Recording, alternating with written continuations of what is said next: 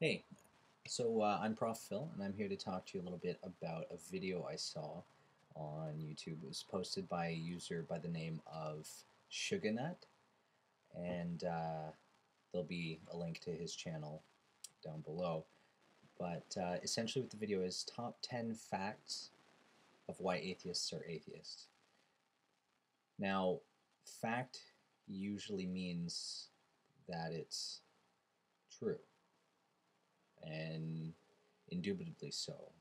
Um, but he kind of he or she litters their entire video full of things that are blatantly false. I'm going to go through a couple of them with you. I'm not going to go through all of them. I think I'm just going to go through the first five because the rest of them are all pretty blatantly matter of opinion as opposed to fact. Um, so yeah, here's the first one.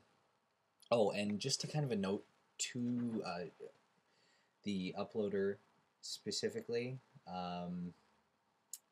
when you refer to statistics, you really should cite your sources, because otherwise people are just going to assume that they're not actual statistics. Also, when you refer to statistics, you should actually use the statistics and not just say statistically blah blah blah. Here's what I mean.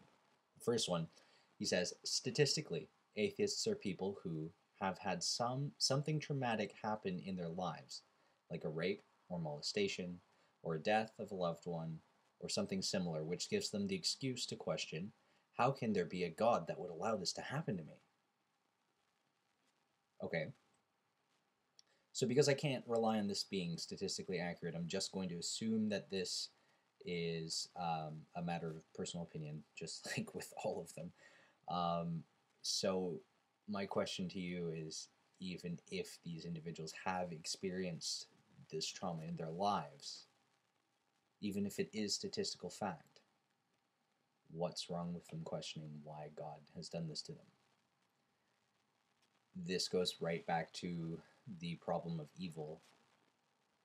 Why would a omnibenevolent, all good God allow harm to happen when obviously he knows that it is bad and that it's happening, because he's omniscient, he's all seeing, and he's omnipotent or all powerful.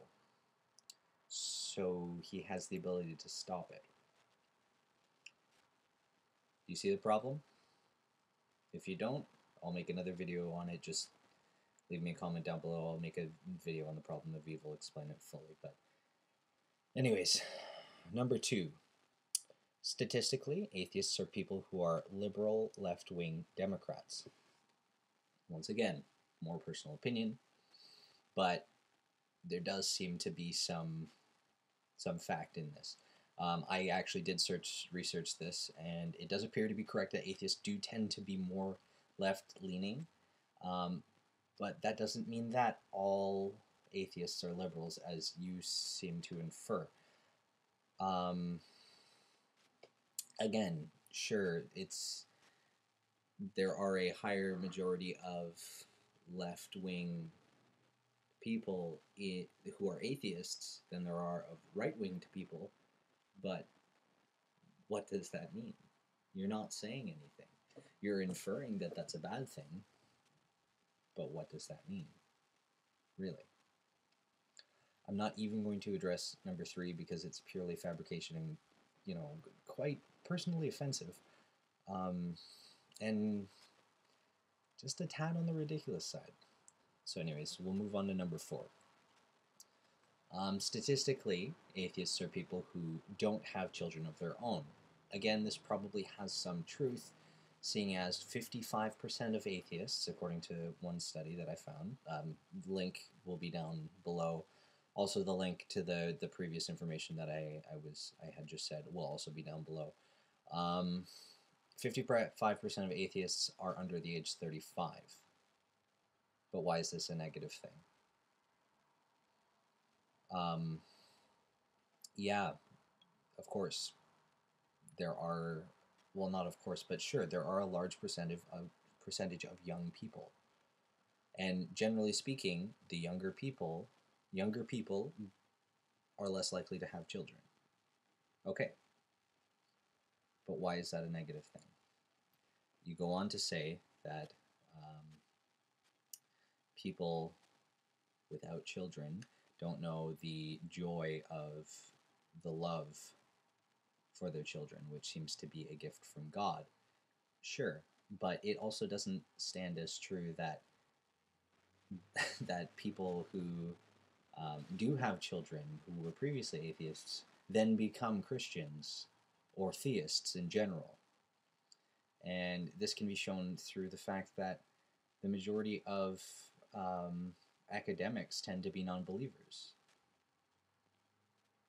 Now, academics, even just by the stereotypical idea of an academic, of a professor, of somebody with a PhD, they're old, they're older, and a lot of the time they have kids.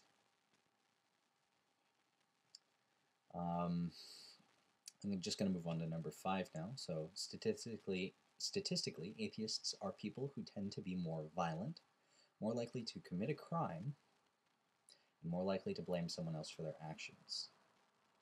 I'm not going to address the more likely to blame someone else for their actions, because that seems to just have been added to this for the person's own purposes.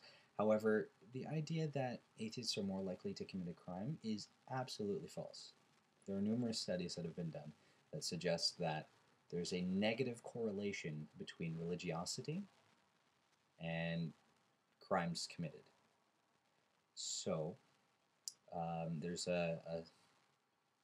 in an abstract that I found, which I'll also provide a link to, it says most previous studies have found a negative effect of religion on crime using OLS, a result I am able to replicate using county-level data on religious membership and crime rates.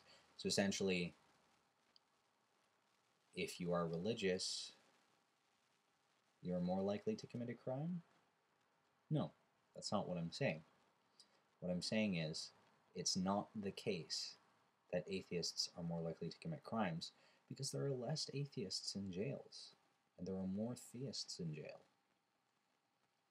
So, the remaining 5 points are not based on statistic at all. They're just entirely based on personal opinion, and I'm just not going to address them because they're just too asinine. I mean, feel free, anybody else watching, go ahead and take a look at them. But just kind of a note to the creator of the video, you know, if you really do actually have these statistics to back up your point, please source them, because I'd be more than willing to go and take a look at them. I'm sure lots of other people here watching your video, in fact, I know lots of people would love to look at them, because they're all commenting, asking you for the sources. So please cite your sources, so that way, you know, we can all stand corrected and, well, not convert to Christianity, because you haven't supplied an argument for that. But even though I'm assuming that that was your point, if it wasn't, you know, feel free to let me know I'm wrong. And as a final point, as a side note, statistical correlation does not imply causation. Doesn't matter how strong the correlation is. It doesn't matter how strong the correlation is that between smoking and people who have lung cancer. You cannot statistically prove that smoking causes lung cancer. You can infer it, and it can be as close to fact as possible, but it doesn't prove causation.